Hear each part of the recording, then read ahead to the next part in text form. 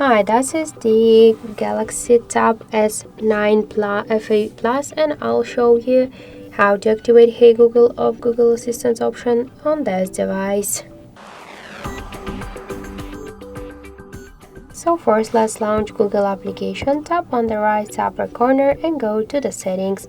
Tap to the voice section and click to voice match. To activate Hey Google option, you should click to the swatcher.